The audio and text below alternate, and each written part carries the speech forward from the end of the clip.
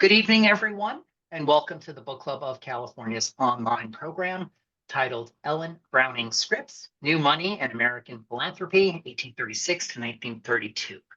And thank you for joining us for this Book Club of California presentation. My name is Kevin Kosick, and I'm the Executive Director of the Book Club of California, and it's my pleasure to welcome you all and host the webinar this evening. Now, for those of you who are new to the Book Club of California, the Book Club of California is a nonprofit, member and donor-supported organization that is dedicated to preserving and promoting the history of the book and the book arts. Oftentimes, we do that with a focus on the literature and the history of California and the West. Now, the Book Club publishes limited edition, finely made books, a scholarly journal, and keepsakes. We host a year-round series of exhibitions and programs like the one this evening on topics including fine printing, design, typography, bookbinding, collecting, California history, and much, much more. Now, if you're not a member or if your membership has lapsed and you're interested in what we do, please consider joining our century-long tradition. Our membership dues are modest and the benefits are many, but we simply can't do the work of the book club without the support of our members. So I encourage you to visit us online at bccbooks.org to join or to donate to the book club. Okay, and now for tonight's program and our presenter. The program is Ellen Browning Scripps, New Money and American Philanthropy, 1836 to 1932. And our presenter is Molly McClain. Molly McClain is a professor of history at the University of San Diego. Her academic honors at USD include Distinguished University Professorship and the Davies Award for Faculty Achievement. She received her bachelor's degree in history from the University of Chicago and her PhD in history from Yale University.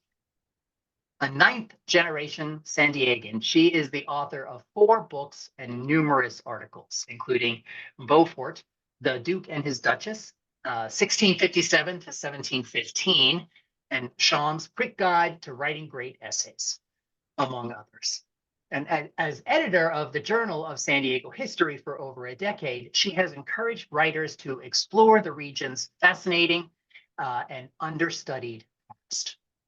She has also worked on a number of public history projects, including a nomination to the National Register of Historic Places, and she serves on the board of the La Jolla Historical Society. The subject of her presentation this evening is her book, Ellen Browning Scripps, New Money and American Philanthropy. Now, born in London, Ellen Browning Scripps grew up in rural poverty on the Illinois prairie. She went from rags to riches, as they say, living out that cherished American story in which people pulled themselves up by their bootstraps with audacity, hard work, and luck. She and her brother, E.W. Scripps, built America's largest chain of newspapers, linking Midwestern industrial cities with booming towns in the West. And by the 1920s, Scripps was worth an estimated $30 million, most of which she gave away. She established the Scripps Institution of Oceanography, let's say that again, the Scripps Institution of Oceanography in La Jolla, California, and appeared on the cover of Time magazine after founding Scripps College in Claremont, California.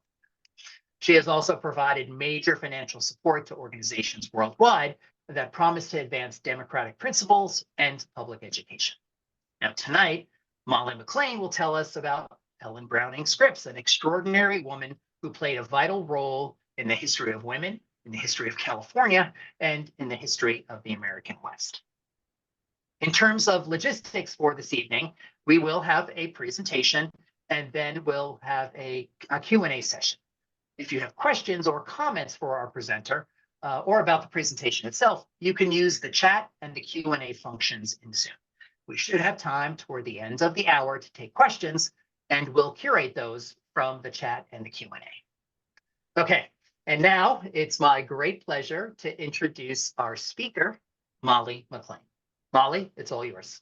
Oh, thank you, Kevin, for such a lovely introduction. And I'm so pleased to be here. So hello to my friends in San Francisco and Alameda and San Diego. I hope there's a few of you. and I'm delighted to talk with you about um, Ellen Browning Scripps. And as Kevin said, she is best known as a philanthropist associated with Scripps College, the Institution of Oceanography, the Research Institute, Scripps Health, and Torrey Pines State Reserve. But today I'm going to talk to you a little bit about Ellen as a Victorian woman who loved books, who collected rare books, and who supported the careers of people who made books. Now, one of the interesting things about Ellen Scripps is she didn't marry money, right? She, in fact, never married, nor did she inherit money. Instead, she invested in newspapers in the decades that followed the American Civil War. And, these were a form of infrastructure. They were communication networks that linked big cities and small towns from East Coast to West. And as Kevin noted, she and her brothers created a chain of newspapers that rivaled that of Joseph Pulitzer and William Randolph Hearst. And by the time that she gets well into her 70s, she's worth about $30 million. And if we were to translate that into today's dollars, it'd be about $3 billion, which again, there's more people richer than that, but she gave it all away. And that's really rather interesting. So she was a gifted businesswoman, but money was not her true passion. Instead, she fell in love with books and their potential to inspire, to guide, to educate. And she amassed a collection of over 3,000 books. She built and endowed several libraries, including her personal library, which is what we see here in this photo. And she funded education in every form. So I'm going to talk today about her life, her books, and a little bit about her legacy. So Scripps was born in London in 1836, 1 year before Queen Victoria ascended the throne, and she died in La Jolla, California in 1932 at the age of 96. So you can see she lived through the Civil War and the Reconstruction, the settlement of the American West, the Gilded Age, and the Roaring Twenties. And she died at the beginning of the Great Depression. So Ellen came from a middle-class English family that had a long history in the book trade. Her great-grandfather lived in Fleet Street, London, among a community of printers and booksellers. Her grandfather ran a general news agency and edited several papers, including the Literary Gazette.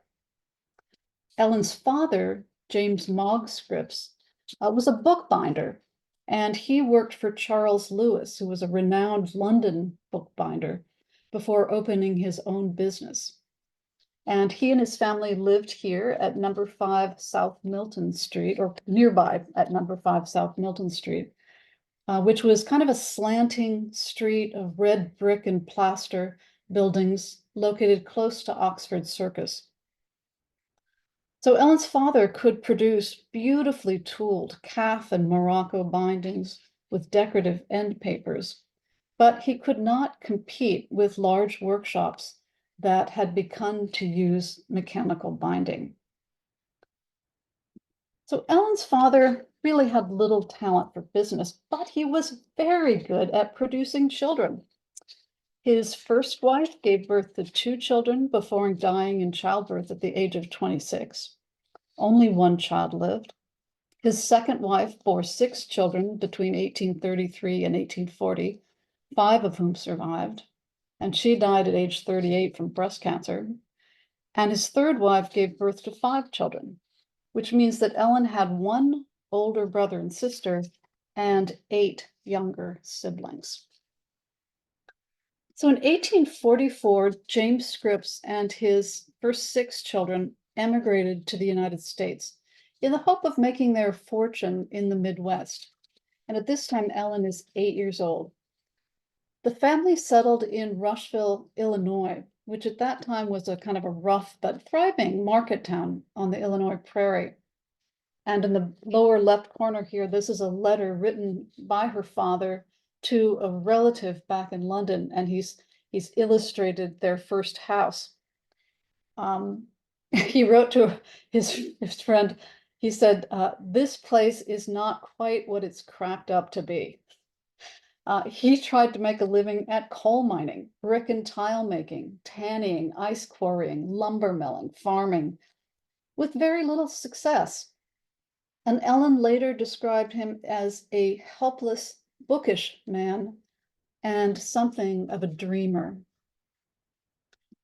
But James Scripps brought with him from London a large collection of books, and his son recalled it as a very unusual library for that time and place. It included John Locke's Essay on Human Understanding and Thomas Paine's The Age of Reason, a beautifully bound edition of Shakespeare, and a collection of English poets. He had a first edition of the Encyclopedia Britannica and novels by the Bronte sisters and William Makepeace Thackeray, among others. The children read long rows of little leather-bound volumes by an author named Peter Parley, sort of simple history for children, and the titles were like The Lives of Celebrated Women and A Tale of the Revolution. So his books and newspapers that made it possible for a young Ellen Scripps to imagine a life outside the grasslands of the Illinois prairie. She read everything she could and later claimed that she preferred books to people and, quote, my own thoughts and dreams to social occasions. Novels, poetry, and prose allowed her to escape the drudgery of farm work, cleaning, milking cows, chores, and to live in a world where people spoke to the power of the imagination and to the possibilities of the human heart.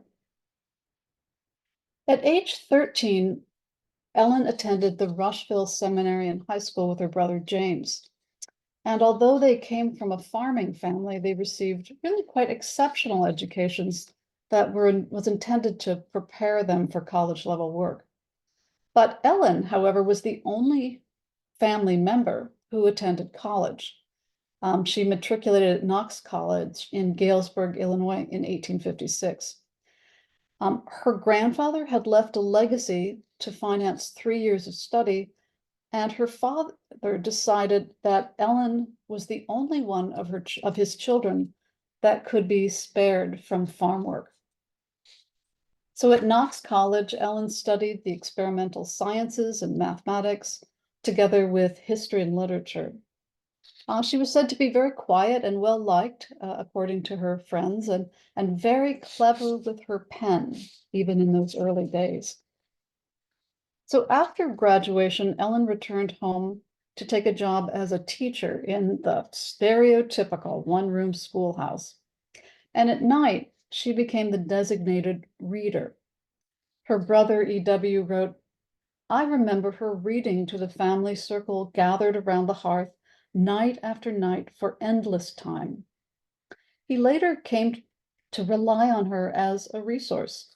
He wrote, I have spent so much of my life near her or in contact with her that I never acquired the habit of referring to reference books, even a dictionary, just because I could always apply to Ellen for any information that I needed. She seemed to be a combined encyclopedia and dictionary. So Ellen's career as a journalist began after the Civil War, a turning point in the history of the nation. The war disrupted ordinary patterns of living and caused deep personal tragedy. And at the same time, it created opportunities for remarkable success. So kind of fed up with her low wages, she left her job as a school teacher and headed to Detroit, at that time a booming industrial center. And she joined her brother James E. Scripps in publishing the Detroit Evening News. And this would be the start of Scripps' family fortune. So between the ages of 30 and 45, Ellen worked long, hard, 12-hour days at the Detroit Evening News. She edited, she copy edited, she gathered short news clips in an early effort at syndication. and at night she returned home to her brother's James house to care for his small children. She traded childcare for rent and invested the bulk of her income. So her brothers could escape from work, but Ellen shouldered both a woman's duties and those of a man. So it took a great deal of courage and determination for Ellen to deviate from the role that Victorian women were expected to play. And if she had followed the example of her female relatives, she would have married, had children, and led a domestic life as the wife of a farmer or a small town tradesman. But instead, she attended Knox College. And after she began her career as a teacher, she could have chosen to marry, if for no other reason than to supplement her substandard wage. But Ellen went to Detroit, where she and her brothers used their newspapers to wage war on capitalist elites. And for the first time in her life, she had a purpose that absorbed her energy and utilized her considerable intelligence. She neither sought nor needed a male protector, and as a result remained single for the rest of her life. Ellen felt herself to be what she called an anomaly, a woman who did not fit into any classification scheme. Her values, however, were characteristic of many women her own age. Like most Victorians, she glorified home and family, even if she didn't have one of her own. She was devoted to her relatives, brothers and sisters, nieces and nephews, in-laws and cousins, and felt it her duty to care for and protect those in need. She admired moral courage, self-sacrifice, and cooperation, and she hero worshipped men such as President Abraham Lincoln. She was an abolitionist and committed to ending the practice of slavery and aiding the helpless and downtrodden. Still, when she tried to practice the female virtues so admired in the Victorian era, patience, piety, submission, her intelligence and good sense, not to mention good humor, usually got in the way. She was better with frugality and industry, at least in the early years. So it was her good fortune to invest in newspapers at a time when 19th century Americans had become mesmerized by the printed word. Newspaper subscriptions increased exponentially during the Civil War as people hungered for news about troop movements, battles, and casualties. And once that habit had formed, it was really hard to break. Subscriptions kept rising during the 1870s and 1880s when publishers produced 1-cent or penny papers to booming Western cities such as Chicago and Detroit and St. Louis. And these cheap prices encouraged working class readers to indulge their taste for gossip, true crime, sports, and adventure stories. And then advertisers jumped on boards. So James Scripps in the center here had been there at the beginning, and Ellen had thrown in her lot with him. She and EW took their salary in shares, made loans to bridge cash flow gaps, and she never withdrew her principal. She was a working woman, and she understood both the value of property and the insecurity of wealth in the modern age. So at age 50, Ellen found herself slowly edged out of the newspaper business. Her older brother, James, no longer needed her help at the copy desk, and her younger brother, EW, couldn't find a place for her on one of his papers, like the Cincinnati Post. And she needed to do something, but she wasn't sure what. So her younger brother, EW, suggested that she pursue the same kinds of activities as other unmarried women. And she replied, quote, "I am puzzled over your supposititious old maid line of conduct that I'm likely to pursue. To my own humiliation, I must plead utter ignorance of what such a line of conduct should or would be. I am a very old maid in years, but in everything else, I'm an anomaly. I don't know anything about what an old maid ought or is expected to be or to do." So in 1890, a trip to California gave her a renewed sense of purpose. And she and her brother Fred came to see their sister Annie, an invalid who was living in Alameda. Finding her to be cared for and content, they headed south to visit a cousin who worked as a journalist on the San Diego Sun. And this is the early 1890s, and at this time, San Diego is still reeling by the effects of an economic depression that's caused by railroad overbuilding, bank failures, and the collapse of the real estate market. But of course, it has this wonderfully warm, dry climate that appealed to her brother Fred, who had endured a serious illness, maybe malaria, perhaps rheumatic fever. And so the following year, Ellen persuaded her brother E.W. to join them in California, which was the site of many kind of utopian dreams. And an inspiration was a book, Edward Bellamy's Looking Backwards, which was a time travel novel in which the protagonist, a young Boston gentleman, goes to sleep in 1887 and wakes up more than 100 years later. Tenements, smokestacks, they've all gone, disappeared. They're replaced by tree-lined streets, parks, and public buildings. People have put aside their self-interest to work for the public good. And the result, according to Bellamy, was the end of poverty and great wealth and the beginning of the brotherhood of man. Well, that doesn't sound much like the year 2000 to me, but there we are. But it really affected them. Ellen read it and she said to her brother, E.W., you've got to read this. And E.W. read it and he said, wow, I feel like I have blood on my hands. I feel now I'm doing altogether wrong. So Ellen acknowledged, if we move to California, this may very well check your ambitions mid-career. But she said, what are we doing but amassing money and becoming monopolists? So together they did it. They decided to take a break from business, move to California, and purchase 400 acres of land in San Diego. And they built a ranch called Miramar on a wide kind of flat-topped ridge overlooking the Linda Vista Mesa. And the irony of this, of course, is this is where E.W. would begin a great West Coast newspaper empire. And Ellen, meanwhile, having wanted to spend time with her family, now began to think, can I ever get free of these people? The Scripps family, they were far from the ideal Victorians. They were divided into warring camps. They clashed over power, personality, property.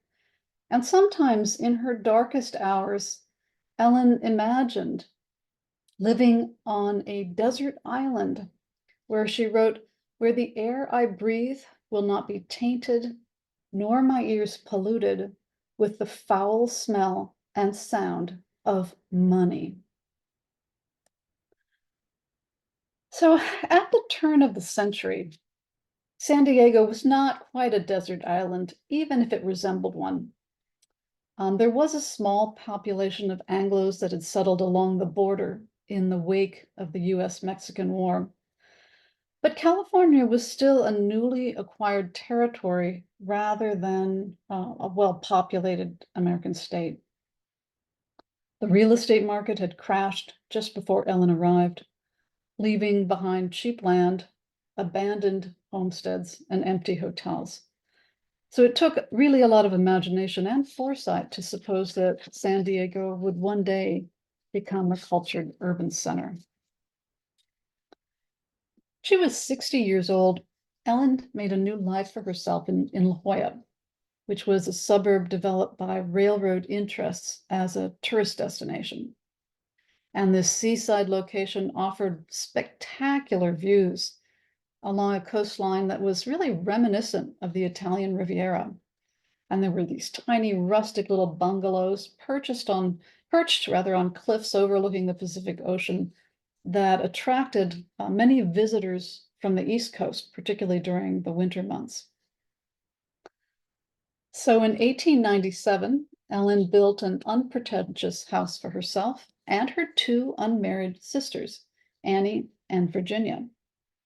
And this is a photo here of Virginia at the left here and Ellen at the right. And Ellen named it South Milton Villa after the street in London on which she had been born. And she described it as a retirement home for old maids. So in La Jolla, Ellen found many women much like herself, either unmarried or widowed, who remained intellectually vital and active in their older years. La Jolla was, as she later wrote, a woman's town. She got involved with a literary current events club that in 1899 became the La Jolla Women's Club. She joined a theosophical reading group. She immersed herself in what's called New Thought, which was a kind of a form of alternative spirituality, and came to believe in something called life waves, periods of time during which people evolved into a new state of consciousness. So it was this exploration of alternative religion that gave Ellen a powerful new identity as an agent of social change. She stopped apologizing for her wealth and embraced it, using her money to advance social and political causes such as universal suffrage, prohibition, the labor movement, free speech, and world peace. And she also encouraged girls and women to prepare for a new era of liberty in which they would think and act for themselves. So in 1900, Ellen was a millionaire in her own right due to her stock in the Scripps newspapers. She became spectacularly wealthy after her brother George's death. So George, who was an unmarried and rather miserly bachelor, died with an estate valued at 1.7 million in $1,900. And he left the bulk of it to Ellen and to his younger brother, E.W. And that inspired a decade-long family quarrel and a dozen lawsuits. Now, for her part, Ellen considered this inheritance to be a long overdue salary based on her work at the Detroit Evening News. Back in 1876, when she and her brothers incorporated the paper, Ellen received only 2 shares of stock, while James got 30 and George got 16. And Ellen, she never mentioned this as a grievance, but she must have chafed at it because her work at the paper was every bit as valuable as that of her younger brother. But Ellen was already rich, and she had no more need for more money. She never acted like a wealthy woman. She kept very few servants. She lived very frugally. She wore out her old clothes. She ate sparingly. Sometimes she slept outside on a roofless porch. And she took public transportation around San Diego till she was almost 80 years old. She spent money only on items that would benefit the greater community. And in the words of one journalist, she regarded her wealth as a trust for the benefit of humanity rather than a source of status for her family or herself. And the quote here reads, "Count that day lost whose low descending sun sees from thy hands no worthy action done." So Ellen began her career as a philanthropist with the decision to fund a group of marine biologists who were working out of the boathouse at the Hotel del Coronado. And in the early 20th century, oceanography was a relatively new field that had been galvanized by advances in dredging technology. She was inspired by Dr. William Ritter, who became the founder of what we know as the Scripps Institution of Oceanography. And Ellen provided a large endowment that made possible the construction of a laboratory, a pier, and an aquarium in La Jolla, at La Jolla Shores. And for her part, she hoped that the study of marine life would be a window into the origins of life itself, and that it also might help substantiate Charles Darwin's theory of evolution, which remained controversial at that time. And she also earmarked money for books. She left over $1 million to the institution, but she ensured that her endowment funded a library, paid for the construction of a library that by 1916 had about 10,000 volumes and well over 10,000 pamphlets. She also became interested in women's education, and one of her first projects was the Bishop Schools for Girls in La Jolla, established by Joseph Johnson, who was the Bishop of Los Angeles. He was also the trustee of Pomona College, and he had wanted to establish a women's college in San Diego, but he realized that first that the region needed preparatory schools to prepare the girls for college. And Ellen, of course, as a college graduate, was keenly aware of the need for advanced education for women. And she saw it as a part of the movement towards freedom and democracy. One of her friends wrote, quote, "She thought women ought to be the equal of men. They should have their work, interest, and place just as much as men should." And this was, her idea and her hope. Interestingly, this was Scripps's first major collaboration with the architect Irving J. Gill, who was a pioneering modernist. And she would go on to commission Gill to do several buildings in the village of La Jolla, including the La Jolla Women's Club, the George H. Scripps Laboratory, and the community house.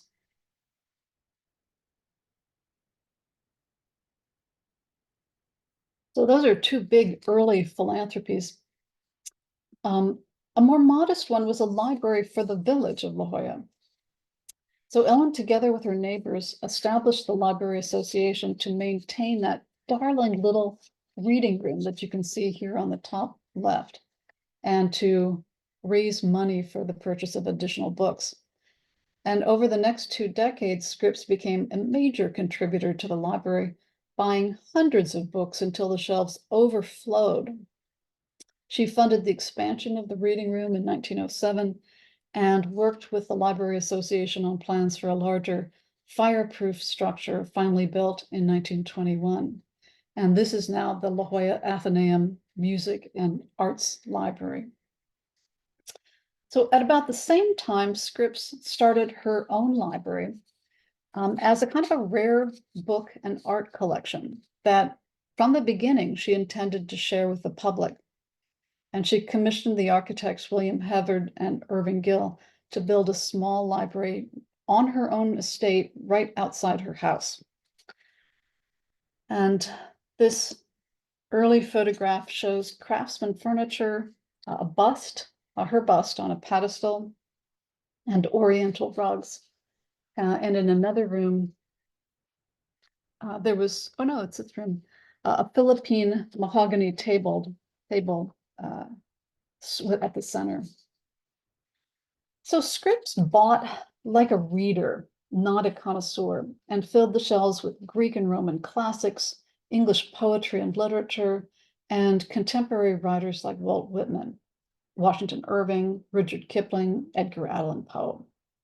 She had a large collection of work by the Russian author Leo Tolstoy and the Norwegian playwright Henrik Ibsen. Some of these books she kept for herself, and others she passed on to the public library. And she took as her motto the words of Francis Bacon: "Some books are to be tasted, others are to be swallowed, and some few are to be chewed up and digested." So among her rare books were several first editions of Charles Dickens' works, and to these she added editions deluxe, bound in fine leather, that reminded her of her father's beautifully tooled books.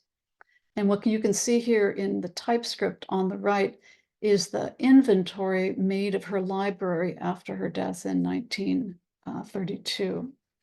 So we know what she owned.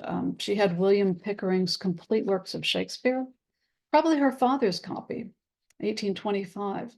The novels of Victor Hugo, published by George Berry, the Longfellow Portfolio, published by Houghton Mifflin, and she also acquired connoisseur editions printed by the Grolier Society of New York, including the History of Egypt.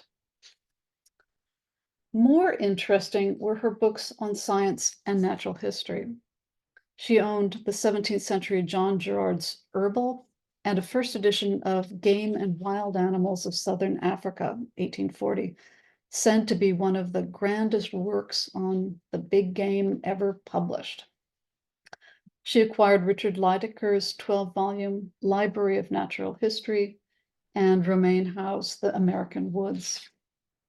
She also financed William Leon Dawson's The Birds of California. Thousands of dollars she paid him on an annual basis, which made possible many of these really beautiful images produced by Alan Brooks. And she received in return 66 of Brooks's original paintings, together with all 4 volumes. Another one of her important commissions was Albert Valentin's Wildflowers of California, a set of nearly 1,200 watercolor paintings. Valentin wasn't a botanist, but the chief decorator at Brookwood Pottery in Cincinnati. And he had begun painting wildflowers while on a rest cure in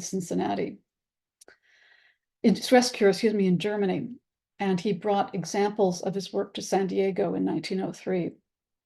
So 6 years later, Ellen put him on a yearly retainer so that he could travel the length of California, collect specimens, and create illustrations. The intention was from the very beginning to publish the set, but for whatever reason, Scripps decided not to do that. Instead, the paintings were placed in flat metal shelving in Scripps' library. And this image shows Ellen and Bishop Johnson in the library. And you can see to the right, the flat shelving is opened to show the Valentin watercolors.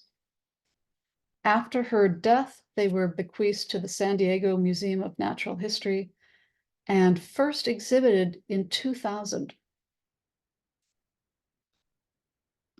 In 1915, her house, South Milton Villa, caught fire, the work of an arsonist or suspected arsonist, but happily the library was spared.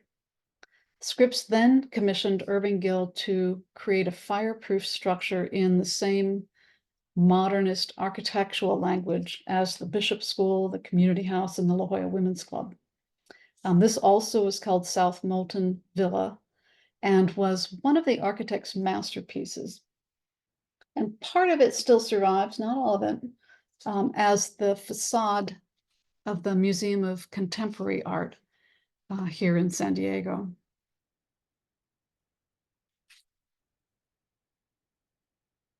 So at this time, the architect also made changes to Ellen's library. He enclosed what had been a conservatory and added a basement and a new fireproof room. So this image, and if you look towards the bottom of this image, shows Ellen's house, library, and gardens in the context of 1921 La Jolla. Right, so she has got an entire block, and you can see the big square house is the Irving Gill house in the center, and just to the right of that is the library. So you can see it's a substantial structure. It's every bit as big as some of the bungalows in the surrounding neighborhood. So Ellen, it's unusual, but she opened her grounds and her library to the public. So anyone could just wander around and treat her gardens as if it was a public park. And she also invited guests to see her library, of course, by invitation and overseen by her librarian. But visitors came almost every day, and the Valentin wildflowers were a particular draw, attracting bibliophiles, scientists, and naturalists. One winter, John Burroughs, at the top right, A prolific essayist took up residence in her guest house, Wisteria Cottage, and spent many long hours in her library. And he wrote in her guest book, quote, "The splendor and peace of this delightful place seems to grow upon me. To have the sea, the wisteria, and your library, what better fortune could a thoughtful and peace-loving man want than that?" So in the 1920s, news of her libraries began to spread among the collectors of Southern California. And she was surprised and delighted to receive a request from a gentleman at the Huntington Library in San Marino. And she wrote in her diary, "He wants to see my library." So at one point, she was really excited. At one point, she imagined the creation of an art gallery, a research library, and a public garden, much like the Huntington Library, which had been established in 1919. But she decided, however, that the expense would be too great, and particularly once she had decided to endow Scripps College for women.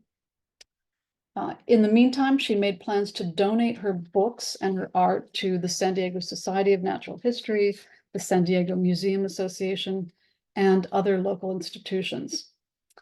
To the latter, she sent a very valuable collection of Egyptian relics and archaeological reports that she had acquired as a life member of the Egypt Exploration Society. And when someone asked her, are you interested in ancient Egypt? She said, yeah, but I'm mostly interested in the origins of things, right? How things began. So she acquired a lot of old books and scholarly publications, but she also sought out the new.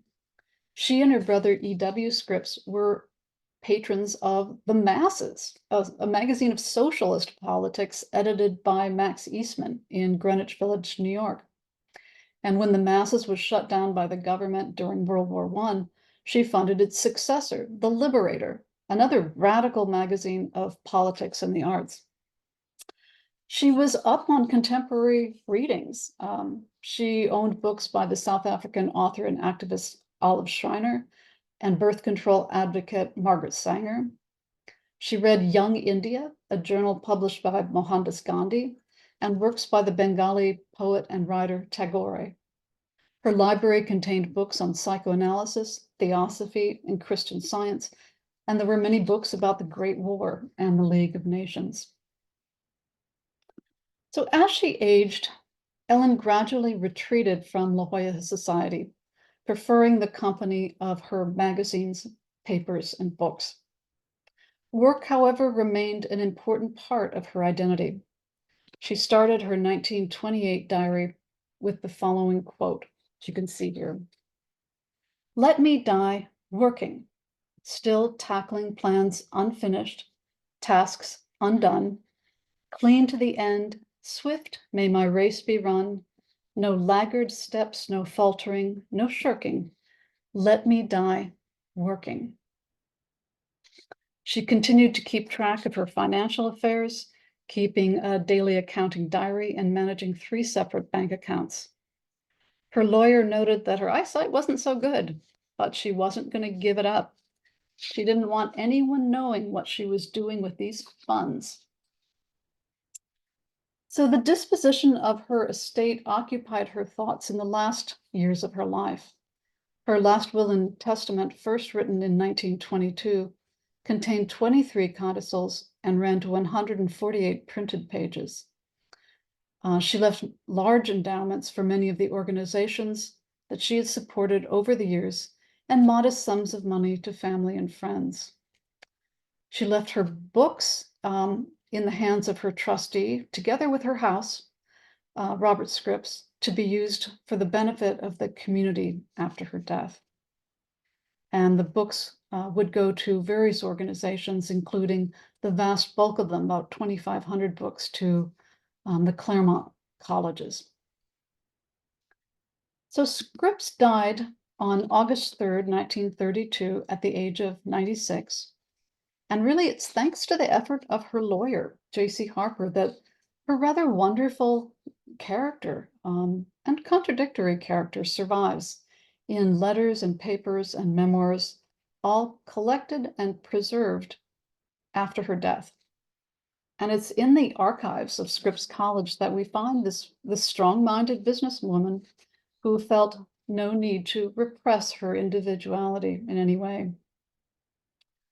So one of Ellen's most intriguing characteristics was her ability to embrace modernity in an entirely American way.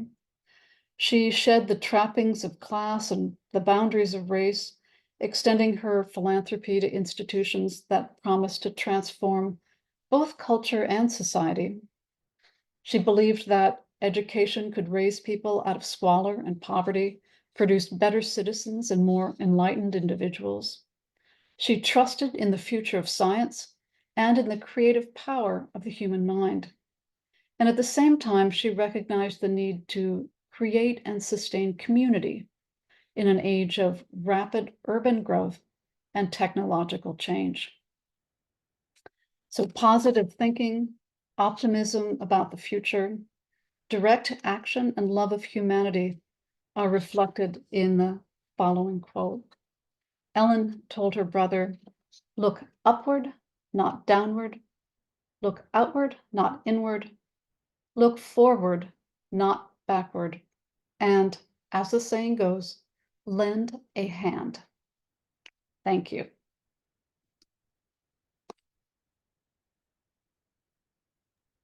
Okay, I'm back. You thought I wouldn't come back, didn't you?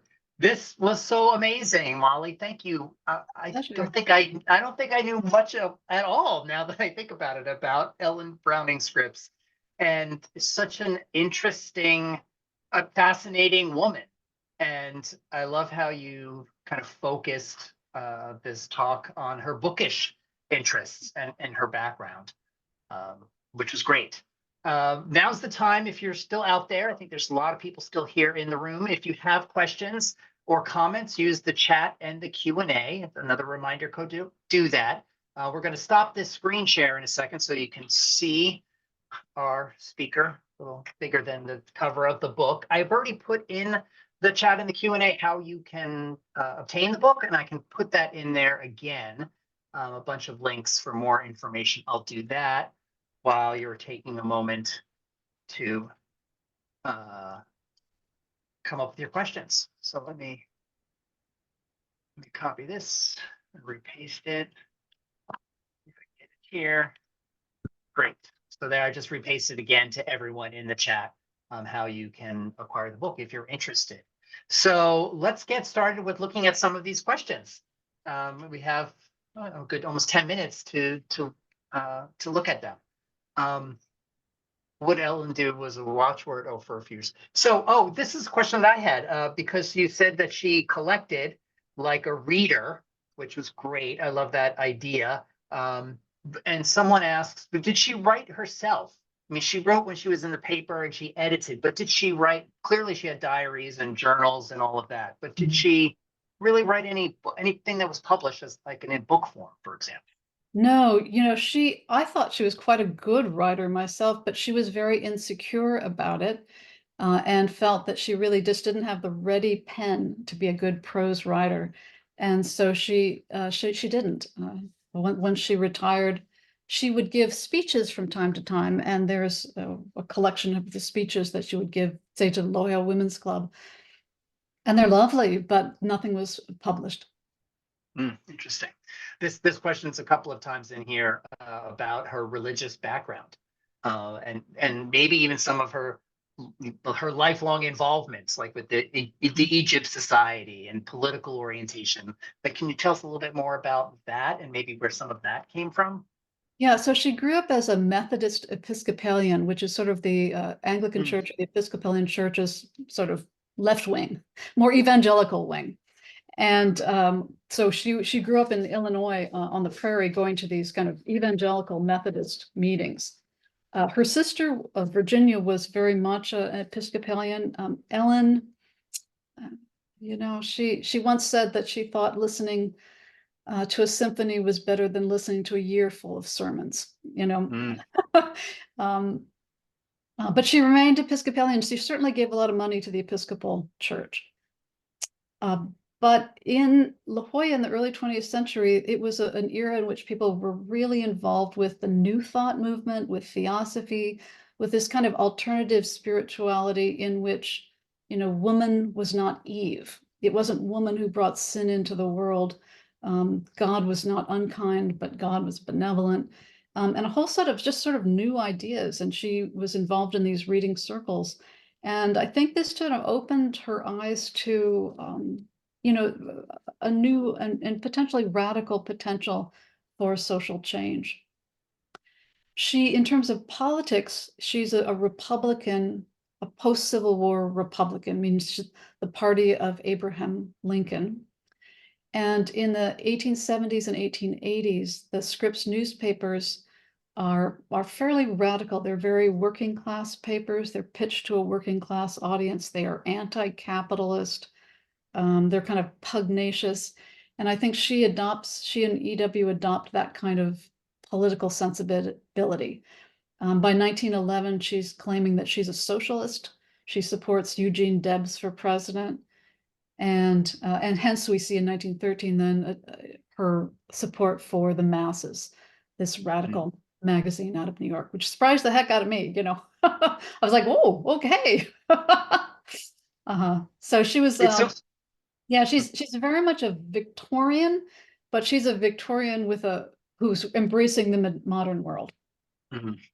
It's so interesting the breadth of her interests and I'm curious to know, like, how does she discover all of these different things to then get involved with them? She's in reading circles and Egypt Society and the New York paper, radical paper. Like, who was in her ear? Like, who were her friends and her colleagues that were helping broaden her interests? I'd say the magazines. She subscribed to every magazine, from Harper's to McClure and all of the newspapers. And she was a reader, and she pulled out of the contemporary discourse the things that she was interested in. Besides this circle of friends in La Jolla, she was very much a family-oriented woman. I mean, most of her socializing was within a larger family context. So although she's involved with like national organizations like the General Federation of Women's Clubs and the California Federation of Women's Clubs, intellectually, she's still a journalist, seeking and looking and grabbing. I think you mentioned, this is a quick question for my good friend Michelle Clunan out there. Where are her papers? Because I know you've accessed her papers, her archives. You want to get that occurred again? They are all at Scripps College in Denison Library. Yeah. So they arrived there in the 1990s when the E.W. Scripps Company was clearing out one of its warehouses in Cleveland. And they came across her stuff and they thought, oh, Ellen Scripps. Oh, yeah, she founded a school. Maybe they want her papers. And happily for us, they did. They did. Yeah. She was so obviously wonderful place to work. So prolific. I mean, these diaries, like, because we mentioned that you read a couple of quotes from her diaries, so she must have had dozens and dozens of diaries. She had a very good habit of writing in her diary every day what she had done and who she had seen. And she kept those diaries. There's some big gaps because the fire in her house of 1915 destroyed a lot of papers. But everything, there's not only diaries, accounting diaries, letters to family members. So it's a total of 75 cubic feet of material. And if you think about it, a file box is 2.5 cubic feet. Yeah. Like a historian's bubble bath. 30 times that, right there. So tell us a little bit more, if you can, about the family. She had a really big family, and she was working a lot with the brothers and lived with sister later on, two sisters, I guess, later on. Were they as philanthropic as she was? What were they doing along this time? Her younger brother, E.W. Scripps, relied on Ellen to do his philanthropy for him, which means he knew that she wasn't married, that she didn't intend to give a lot of money away to family because they didn't need it. And so he would introduce interesting ideas to her, like, how about these marine biologists? And she'd say, oh, that sounds interesting. So but she also invested with him on his papers. Her older brother James and his family remained in Detroit, and that was their power base there. And after George's death, the family lawsuits kind of created a division within the family. But she managed to negotiate that division. But she had brothers, she had sisters, she had nieces, she had nephews, grandnieces, grandnephews, all of who liked to come out to La Jolla to see great aunt Ellen. But she was as a typical Victorian would be, very close with this circle. Mm-hmm. It's you mentioned early on that she never married. She was not interested in that, but I'm sure people were interested in marrying her, right? Like she must have had suitors or people trying Not that to. I could find. I really looked for that. Interesting. Not that I Yeah. could find. The thing is, she's unusually educated for a Mm-hmm. Illinois prairie town, or even for Detroit, where she's working with a newspaper with a lot of hard drinking Yeah. journalists. Yeah, you don't want to choose one of those. And she didn't come from a family with money. I mean, she came from by the time they were middle class in London, but in Illinois they were, lower middle class. Well, yeah. So, Yeah. and of course, the Civil War, she was a very young woman, graduates from college in 1858, Civil War starts in the 1860s, is going to destroy the lives of thousands of young men who otherwise have been perfectly suitable for her to Mm-hmm. marry. A lot of women stayed single, Yeah. women of her generation. It was not unusual at all. Or she was just smart. Like, But the thing is, she had all of those younger brothers and sisters because her father married that third time when she was about 9 years old. And then Mhm. suddenly at 9, 10, 11, she has all these babies. So I think she took care of kids. I Yeah. think she probably had her fill of it. Yeah. Um, there's a great question or curiosity about the beautiful town of La Jolla and So and and how she ended up there and like what the women's collectives and her friends and the other artists that were also there. What was happening there? I mean, I probably should know more about the history of La Jolla and how it became kind of an artist or It an was a enclave. It was a funny little arts and literature and music enclave. There was a darling colony there called the Green Dragon Colony, which attracted artists and intellectuals in the 1890s. And there were little bungalows spread across the cliffs. There was like one daily train back and forth to San Diego, so you could get there, but it was still rustic and remote. And for whatever reason, it attracted a lot of women, partially because there were few grand hotels. If a woman is traveling on her own, a lot of times she wants to, it's like Airbnb, it's kind of nice to have a place of your own where you don't have to socialize in big grand lobbies. Hmm. So for Hmm. some reason, it attracted a lot of women. And I crunched the numbers on that. How is it a woman's town? Like, what do you mean? And I went through the old lot books and I counted like how much property was owned by women. So 1915, something like 45% of the village is owned by women with titles of property in their name. And I compared it some surrounding kind of vacation communities, and there's nothing like that. It's more like 10%. So Yeah. there's something unusual and interesting happening there. Hmm. Um, We're past the top of the hour, but I'm going to ask a question that I've been wondering because you mentioned it once or twice when you said her librarian. Like you could see the library, and the librarian would oversee your visit, and it made me think that huge estate that she has there. She must have had a staff helping to run the estate and running just a librarian. Like how was she who did she have a buyer to buy books, or was she picking writing the letters and like. she was buying her own books. She hated to pay staff. She had one housekeeper and maybe one other person to sort of do the dishes, but that's it. And a gardener. She had actually a few gardeners. She spent some money on gardening.